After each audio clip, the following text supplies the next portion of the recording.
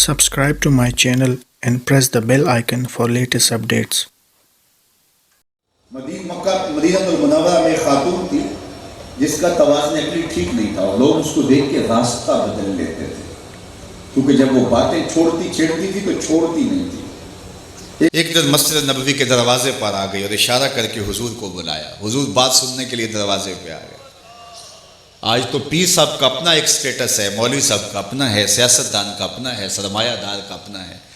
میرے حضور سے بڑا سٹیٹس کس کا ہو سکتا ہے؟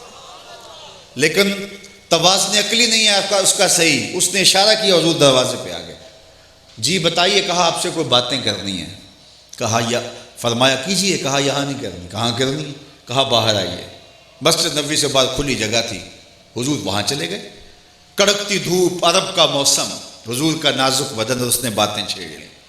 مردوں کی نسبت عورتوں کی باتیں تو ویسے بھی لمبی ہوتی ہیں، اور سننے کو حضور مل جائیں تو پھر کون بات کو مختصر کرے گا؟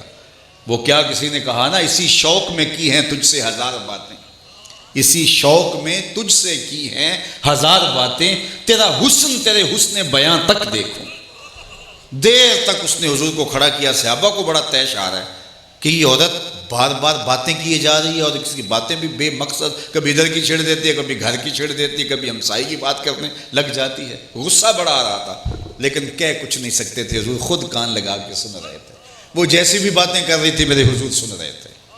جب کافی دیر کے بعد، گھنٹوں اپنے کہانیاں سنانے کے بعد جب وہ واپس چلی تو صحابہ نے عرض کی، حضور اس عورت کا تو توازن ٹھیک نہیں ہے، لوگ دیکھ کے راستہ بدل لیتے ہیں۔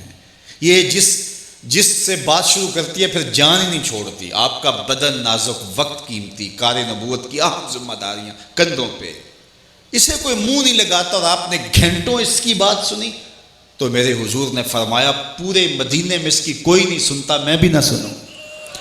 اور اس کو بلا کے کہا، بڑھیا جب دکھڑے زیادہ ہو جائیں جہاں مرضی کھڑا کر کے اپنی کہانی سنا لیا کر۔ ایک تو ہی ہوتے ہیں میریاں آساں دا سہارا، دس کنوں کراں جے تینوں نہ کراں یار۔ یار کیا میں حضور کا میلاد نہ مناؤں؟ میں نہیں مولوی تیرے دلیلوں کو مانتا، میں تو زندگی حضور کے نام پہ لگا دوں گا۔